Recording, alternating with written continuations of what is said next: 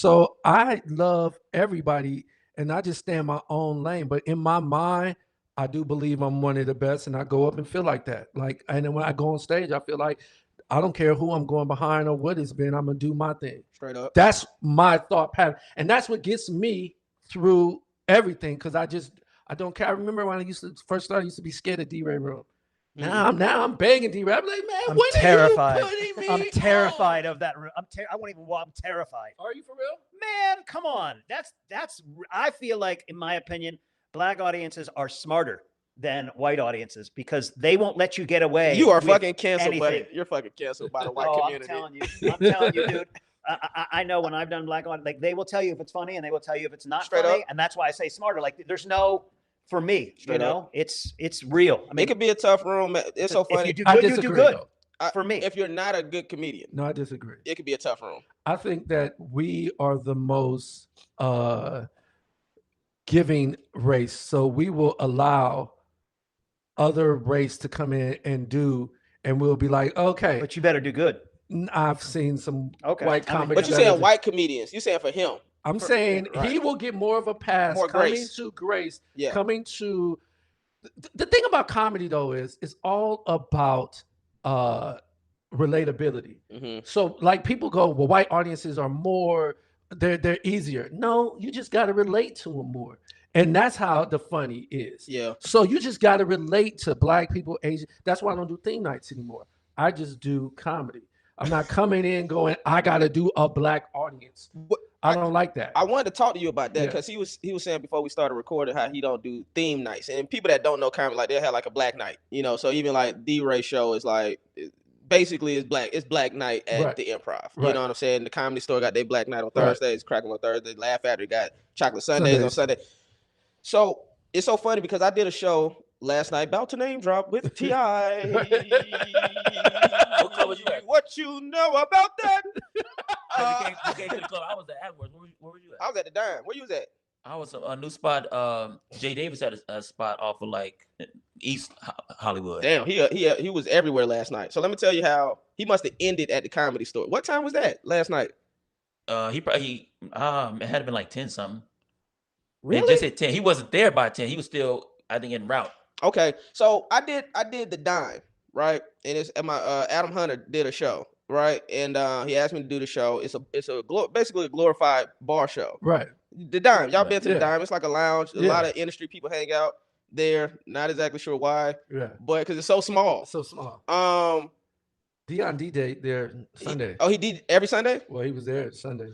Okay, so a part of me when I did that, the same way I felt at this other spot I did where a fight broke out, the same spot where Mike Tyson had a gun pulled out, like a dude pulled out a gun, and Mike Tyson was in the I audience. refuse to do that room. Yeah, I agree. Okay. So even before that happened, I was like, why the fuck I've accomplished too much shit to be performing at these types of venues. But I try to humble myself and say, you know what, Justin, you trying to work on your art, you trying to work on your craft, you need some stage time, you're not fucking selling out across the country. Go do. So that's what I tell myself to make me do these rooms. Right. So again, at the Dime last night, I'm thinking, I don't really want to be here. But Adam is a nice guy. It's his room. He thinks I'll probably add some type of value Right. to the show, and let me do it. So I did the show, and I'm like, and I still did. I had a good set. T.I. went up. T.I. had a good set. You know what I'm saying? I forgot the point of why I brought this fucking story up. But so doing certain rooms, elevating. At what point do y'all feel like we have to elevate the shows and the venues that we're performing at? Or do you think we should be on some stage to stage? Let's just go up and work on the material. See, so you want to go first on this? I think that I feel like a stage is a stage as far as if it's allowing you to grow. For example, so I like that. we all used to do Marty. So when we did Marty's, or some of those earlier stages where let's say if a comic don't even understand how to write a premise, Right. then Marty's might be good for him. Right. It's not the fact that it's an open mic.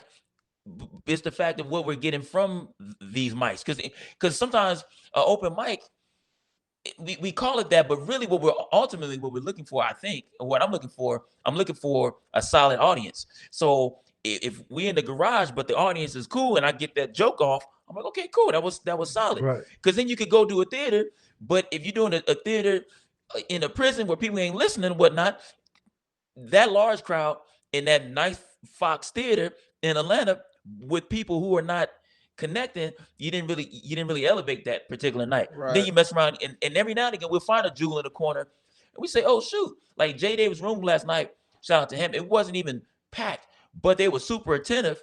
I was like, shoot, I got that off and I was able to try that without the risk of like, oh man, people watch. Nobody, they just gave me the energy. Or even I did the Chateau with Royale for his son. It was me, Chris Spencer, Dave Arnold, Tip was there. Yeah, that was a great picture. You said at the Chateau? Yeah. Oh yeah, I love that So spot. They that put me up. room, small in the mug, Right. but the way it's designed, the acoustics, the laughs It's hit, perfect. and it ain't. I don't know, maybe 100 people. I don't know how many people. It's real intimate, but it's just enough. It gave you the Laugh Factory energy, Right. tighter. So It even though really it was does. smaller, it was still effective. So I think as long as the room is giving you, is set up for what you feel you need to grow with, then I think it's solid. Yeah, I think what I was gonna say to that. Josh, you want to go? Or? No, go ahead. Well, I think to your point, and I like your point, but I think that Justin, when you're going into doing rooms like that, you want to go in with a set thing that you want to work on, Okay. and not worry about if there's a mad audience there to it, because you're just going in with, I have these jokes I want to work on. Right. I will go into a room and go, these, like I might have 15 minutes, but these are the jokes, and I only have 7 minutes of new stuff that I'm working on. I'll be like, good night, because I already know the other is going to work. Right. So there's really no point to be doing stuff that you already know work. That's just for your ego, just to go, oh, I can make these people laugh. But if you go in going, the bigger picture is, I need to work on these jokes, and this is what I'm going to work on. I'm going to sit in this pocket. Because you guys, we all got to remember, and this is something I try to do, is now that we're all so good, because everybody in this room is good at comedy. Right. Right. So we're all so good at comedy that now we want that always laugh. But we got to remember, when we first was starting, we wasn't getting them laughs. We had to get to the point of where we're at now. And the thing that me and Dion talk about is we're always writing nonstop. You come and see us one year, you won't see the next same material the next. And to get to that, you got to be in those spots that are uncomfortable, and you go, okay, remember when you first did open mic and somebody would chuckle, you'd be like, oh, that shit's gonna really work in a real crowd.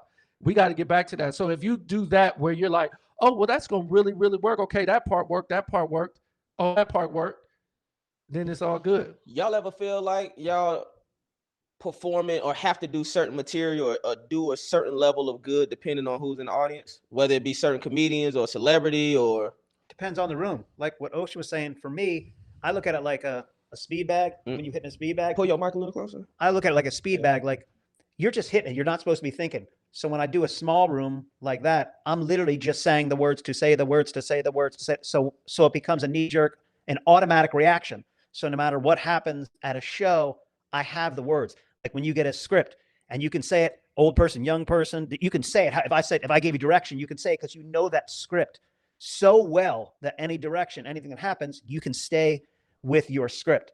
So then when I go in front of an audience, like you just said, depending who's in the room, it doesn't matter. I know what I have to do. I'm going to do it whether you're in the room, whether your mom, your sister, your brother, who's ever in the room, I'm doing that joke. How y'all feel about that? I understand your question. So for me, I don't care anymore, because I don't really think that comics are the bookers. I think, you know what I mean? So like us as comics, when we first started, we be like, oh, we got to please our peers because they might have a show. And I don't even, right? That's not even a thing for me. I'm all with the bookers. The bookers know who's funny and who's not. If you're working, and I'm friends with all the staff, the waitresses, the managers. That's who I care about. And as long as I'm doing well when they're in the room, I'm good with that. I want me down, I get it. Hate that I keep winning. Stab my back is tempting to all those who willing. The ones think I'm privileged. Hard work went into this. Lost friends, God bless. Cut hoes all too much stress.